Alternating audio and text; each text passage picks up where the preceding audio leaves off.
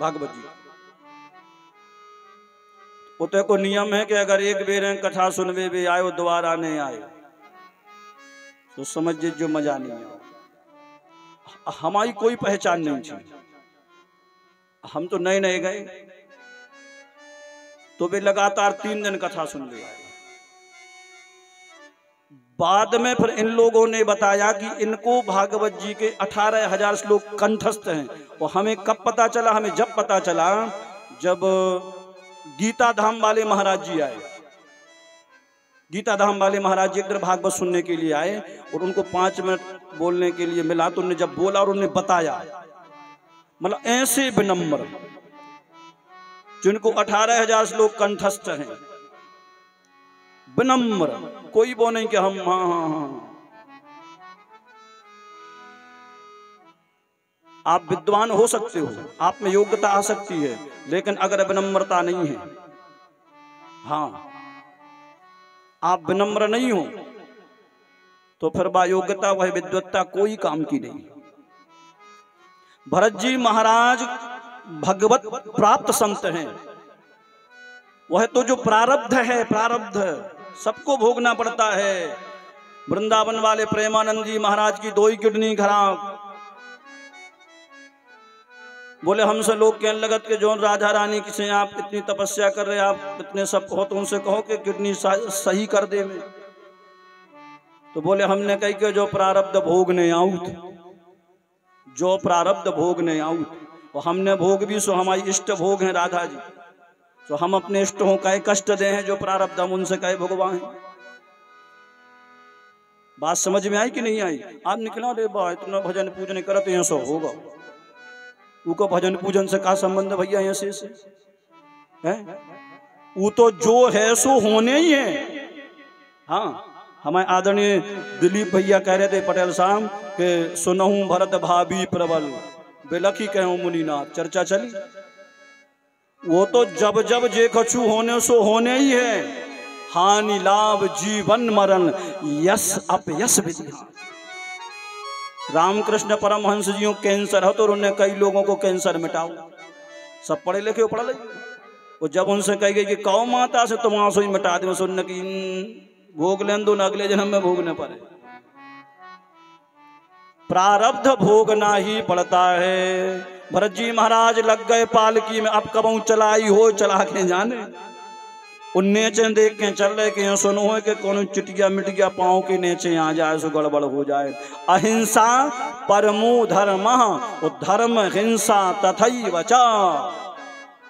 हम पाकिस्तान की बॉर्डर पे सैनिक खड़े होकर कहें कि अहिंसा परमो धर्म, सुबह पाकिस्तान वाले दनादन बंदूक के मारने और तेलो बाजे।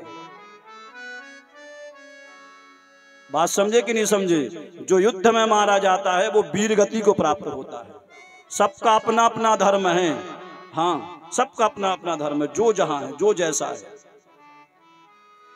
अहिंसा परमो धर्मा है, हिंसा नहीं करना चाहिए। लेकिन अगर धर्म के लिए कटना पड़े, हाँ, तो खड़े हो जाओ।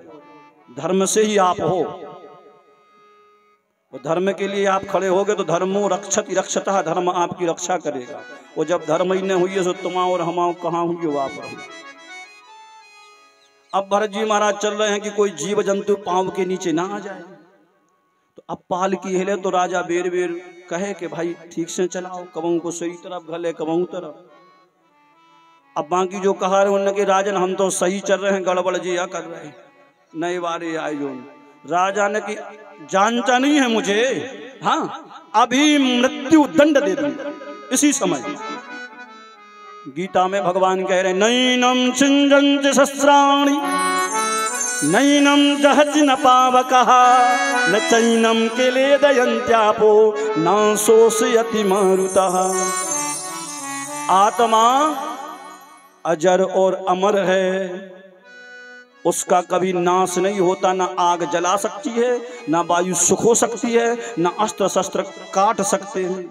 हाँ, वो तो कर्मानुसार अपने अपने शरीर धारण किए रहते हैं, चोला धारण किए रहते हैं। आत्मा तो सब में एक सी है, चींटी से लेकर मनुष्य तक। भरत जी महाराज ने कहा आप हमें नहीं मार सकत। रघुगण क्रोधा को राजा से बोले अभी मृत्यु दंड, बोले कुछ नहीं कर सकते आप मेरा, आप मेरे शरीर को दंड दे सकते हो, हाँ, लेकिन मेरा आप कुछ नहीं कर सकते हो। अब भरत जी रघुगण समझ गया कि ये कोई साधारण व्यक्ति नहीं है। कहावत है ना अपनी बुंदेलखंड में, हड़िया को एक चांवर देखो जा, हाँ। कूद करके पालकी से नीचे आया और हाथ जोड़ करके खड़ा हो गया कि आप कौन हो? हमें तो ऐसो लग रहा हो जैसे भगवान कपिल ही आ गए हो, हम पे कृपा करवे, सो हमारे अपराध हो क्षमा कर दो। अब यहाँ बहुत बड़ा सत्संग चला है। रघुगण की जितनी शंकाएं थी भरत जी ने सबको समाधान करो है। भवाटवी को वर्णन करो। भवाटवी मतलब सुखमापदितम सेव्यम दुखमापदितम तथा चक्रवत परिवर्तन्ते दुखानि चो सुखानि चो। राजन, सुख और दुख मनुष्य जीवन के दो पहिया हैं। अच्छा एक बात बताओ, दुख के लाने आप बुलाओ तो का, आप कहते हो का हमारे ऊपर दुख आ जा, कहते हो का, लेकिन दुख आउत के नहीं आओ। ऐसे ही आप जा समझ लो कि सुख भी आ है, ऐसा ही सुख भी आ है। कहे जे दो पहिया हैं, दुखमापदितम सेव्यम सुखमापदितम तथा चक्रवत परिवर्तन्ते दुखानि च सुखानि च। इसलिए राजन भगवान की शरण में आ जाओ। हाँ, उस शरण में कैसे आना है? बोले शरण में ऐसे आना है कि हम भगवान के श्री चरणों के दास हैं, राजा बन के नहीं। वृंदावन धाम में एक महारानी की पालकी आ रही थी, महाराजा और महारानी की। तो झाड़ू लगाने वाले सफाई लगाने वाले सफाई कर रहे थे, तो सैनिकों ने कहा हटो हटो, महाराजा महारानी आ रहे हैं। उसने कहा कहाँ के महाराजा कहाँ की महारानी, यहाँ के राजा और महारानी तो हमारे राधा और कृष्ण हैं। हाँ, अगर आप उस भाव से जाओगे कि हम तो परमात्मा के दर्शनों को जा रहे हैं, तो निश्चित ही कल्याण होगा। सुखदेव भगवान कह रहे हैं भरत जी की कृपा से, भरत जी के उपदेश से रघुगण की शंकाओं का समाधान हुआ और अंत में भगवान को प्राप्त हुआ। और इसी क्रम में श्रीमद् भागवत के 5वें स्कंद के 26वें अध्याय के सुखदेव भगवान कह रहे हैं पापियों के दंड का जो विधान है वह बता रहे हैं 26वें अध्याय में 5वें स्कंद की। नरकें कई प्रकार की होती, एक आध प्रकार की नहीं होती, कई प्रकार की नरक होते हैं, कई प्रकार की, और 28 प्रकार की नरकें प्रमुख हैं। इनका वर्णन भरत जी सुखदेव भगवान परीक्षित जी को कर रहे हैं। अब खूब नाम की महिमा का बखान कर रहे हैं कि नाम की प्रधानता है, कथा की प्रधानता है, सुखदेव जी कह रहे हैं। तो परीक्षित जी ने कहा कि आप हमें यह बताओ कि नाम के प्रभाव से जिसने जीवन पर्यंत पाप कर्म किया हो और एक बार नाम ले लिया और उसका उद्धार हो गया हो, ऐसी कोई कथा भी है, ऐसा कोई इतिहास भी है? सुखदेव जी कह रहे हैं राजन ऐसा भी इतिहास है। बोले एक अजामिल नाम के ब्राह्मण थे, अजामिल धर्मात्मा थे अजामिल, लेकिन एक बार पिताजी के कार्य से मतलब समिधाएं इकट्ठी करने के लिए कहाँ गए, वन में पुष्प चुनने और समिधाओं को इकट्ठा करने के लिए। तो एक व्याध के साथ एक वैश्या को देखा तो अजामिल का संपूर्ण जीवन बदल गया। हाँ, संपूर्ण जीवन बदल गया, पाप कर्मों में उतर आया और जीवन पर्यंत अजामिल ने पाप किया। अंत में देखो जब संत कृपा होती है, संत महात्मा अजामिल के गांव में आए। अब रात्रि रुकना है, रात्रि हो गई, कहाँ रुकने? सो गांव वालों ने कह दी कि हमारे गांव को लम्बरदार अजामिल चले जाओ। कछु जनिया से होत ना हंसी मजाक करवे वाले। हाँ, उनके जो खूब हलवा पूरी खा दे अजामिल के जान दो सो इसने, हाँ पता चल जाए बाबा। और जब अजामिल की पत्नी ने संत महात्माओं देखो सो देखता ही बुद्धि शुद्ध हो गई। देखो संतों का प्रभाव, संत दर्शन का प्रभाव। हाँ, बुद्धि शुद्ध वही चरणों में गिर गई कि आज तो हाँ संत चरण हमारे घर में पड़ गए, कल्याण हो गया। भैया विप्र प्रसादात झरणी झरो हम विप्र प्रसादात अजिता जितो हम और विप्र प्रसादात कमलाबरो हम विप्र प्रसादात मम नाम विष्णु। भगवान विष्णु कह रहे हैं कि हम जो कुछ भी हैं इन संत महात्मा ब्राह्मणों की कृपा से ही हैं। बेई चरण आज हमारे घर में पड़ गए। अजामिल की पत्नी कह रही है महात्माओं को रुकाया, ठहराया, प्रसाद के लिए सामग्री दी, प्रसाद बना करके महात्माओं ने पाया और कीर्तन कर वे बैठे और वहां से अजामिल आ गए। बड़ी प्यारी कथा है। और जैसे ही अजामिल की पत्नी को अजामिल ने देखा तो संतों के दर्शन से वह पवित्र हुई थी और उसके दर्शन से अजामिल पवित्र हो गया, बुद्धि शुद्ध हो गई। अब देखो रात्रि विश्राम किया संत महात्माओं ने, सुबह हुई और जब सुबह हुई तो भगवान सुखदेव कह रहे हैं कि महात्मा जाने लगे। महात्माओं ने जाते जाते कहा कि अपने एक बालक को नाम नारायण रख देना, कल्याण हो जाएगा। अब अजामिल का अंत समय आया। अब जब अंत समय आया तो 100 बिच्छू के काटवे के बराबर एक व्याध को दर्द हो। हाँ, तो 100 व्याध के काटवे के बराबर दर्द होते, 100 व्याध के बराबर दर्द होते जब प्राण निकलते। मतलब कितने हो गए? 1000 हो गए ना? 1000 10, हाँ 10,000। हमारे पूरन भैया बड़े इतना पढ़े लिखे ही जाते। बोलो वृंदावन मां के बिहारी लाल की। ऐसे हम अपने गांव में कथा कह रहे थे तो वो काली नाग की कथा चल रही थी। सो क्या हमने एक आध दो अंक आगे पीछे बोल दिए। सो एक ने धीरे से मोबाइल पर मैसेज भेजा, हमें खट्ट से मोबाइल है ना व्हाट्सएप पर। तो हम बीच बीच में मोबाइल देखते रहते हैं कि किसी ने कुछ भेजा तो नहीं, या जो भी हम तैयारी करके रखते हैं कि हमें कहाँ क्या बोलना है। पहले लिख करके रखते थे, अब मोबाइल है तो उसी में लिख लिया और बैठ गए। तो हमें लगा कि लोग कथा सुन रहे हैं। और देखो एक व्यक्ति भी अगर चित्त लगा के कथा सुन ले तो कल्याण हो जाता है। तो बताओ जिसको बिच्छू ने काटा है, भगवान करे कबम को उन्होंने काटा, उसे पूछियो कि कितना दर्द हो। और जब एक साथ 10,000 बिच्छू काटे तो विचार करो कितना दर्द हो। हाँ, भगवान सुखदेव कह रहे हैं अजामिल को असह्य वेदना, जब दंडपात से प्राणों को खींच रहे यम के दूत तो असह्य वेदना हो रही, असह्य कष्ट। तो पास में बालक खेल रहा था नारायण, जिसका नाम नारायण रखा था, तो नारायण कह के बुलाया। अब बताओ दर्द भरी आवाज में, कष्ट से भरी हुई आवाज में जब नारायण को बुलाया तो वहां से भगवान विष्णु के पार्षद चले जा रहे थे।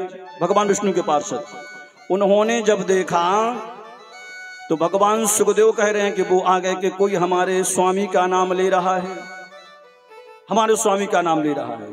तो सुखदेव भगवान कह रहे हैं कि अजामिल यम के दूत जब लेकर के जाने लगे तो भगवान विष्णु के पार्षदों ने रोका कि रुक जाओ, इसने अंत समय में हमारे स्वामी का नाम लिया है। हाँ, यमदूत यमराज के पास गए। यमराज ने कहा कि नारायण यहाँ मत कह देना, नहीं तो सब जितने नरकगामी जीव हों सब चले जाएंगे और हमारा डिपार्टमेंट बंद हो जाए। हाँ हाँ, भगवान सुखदेव कह रहे हैं परीक्षित लौट करके आए, सुलह हुई कि अब इनको छोड़ दो, जैसे जी हम आगे जो कर्म करें सुनो फल प्राप्त होंगे। अजामिल ने विचार करो कि एक बेरे नारायण कई बार भी धोखा में अपने बेटा को नाम लो। अगर जीवन पर्यंत भगवान नारायण का नाम लिया होता, भजन किया होता, तो आज हम उनके धाम को प्राप्त हो गए होते। ये है भैया नाम की महिमा, कलयुग केवल नाम आधारा, वो सुमिरी सुमिरी नर उतर ही पारा। कलयुग समयुग आन नहीं, जो नर कर विश्वास, गाई राम गुण गण विमल भव तर नहीं प्रयास। अब कछु जन के लगत कि हमने को न पाप या करो जो हम कथा सुने और भगवान को नाम ले, केन लगत कि नहीं केन लगत, कछु जन केन लगत नहीं सी। लेकिन तुलसी बाबा कह रहे हैं यह कलिकाल कठिन उर्गारी, पाप परायण सब नर नारी। श्री राम जय राम जय जय राम, श्री राम जय राम जय जय राम, श्री राम जय जय राम। ओ यह कलिकाल कठिन उर्गारी, यह कलिकाल कलिकाल कठिन और गारी, आप परायण सब नर नारी, आप परायण सब नर नारी। लिख देते कि एक नर नारी सबका ही लिख दे हैं, वो में पंडित जी की सोया गिनती हो गई। हाँ। यह कलिकाल कठिन और गारी, आप कागज की कुठरिया में काजल की कोठरी में अंदर जे हो सो काजल लगे है। जो कलयुग आए, जो मृत्यु लोक आए, इनमें जो भी आए, हाँ बचने कौन हो है? हाँ? जो भगवान की शरण में है। दीन कहे धनवान सुखी, धनवान कहे सुख राजा खुमारी। राजा कहे महाराजा सुखी, महाराजा कहे सुख इंद्र को भारी। इंद्र कहे सुख ब्रह्मा को, ब्रह्मा कहे सुख शंभु को भारी। तुलसीदास बिचारी कहे हरि नाम बिना सब जीव दुखारी। दीन कहे धनवान सुखी, धनवान कहे सुख राजा को भारी। सुखी कौन है? बोले जो भगवान की शरण में है, जो भगवान का नाम लेता है। भगवान की कथा में कछु तो कहाओ है, जो अच्छे अच्छे एसी में बैठवे बारे, सोफा पे बैठवे बारे, बेटे बैठी नीचे, कछु तो कहाओ कथा में, कछु तो करंट कहाओ न कहा। अजामिल ने भगवान का भजन किया अंत में और भगवान को प्राप्त किया है। सुखदेव भगवान 6वें स्कंद की ही कथा में दधीची के हड्डियों से बने हुए वज्र से इंद्र के द्वारा वृत्तासुर के वध की कथा आई है। बोलो भागवत भगवान की। अब जय 7वें स्कंद की कथा में जय विजय के 3 जन्मों में हिरण्यकश्यप के वध की कथा को श्रवण करा रहे हैं। जब हिरण्याक्ष का वध हुआ 30वें स्कंद की कथा में है, और 7वें स्कंद की कथा में है हिरण्यकश्यप के वध की कथा। तो हिरण्यकश्यप ने प्रतिज्ञा करी कि अपने भाई के वध करने वाले का हम वध करेंगे, प्रतिशोध लेंगे, बदला लेंगे। तो तपस्या करने चला, कहाँ? मंदराचल पर्वत। और जब मंदराचल पर्वत गया ब्रह्मा जी की तपस्या कर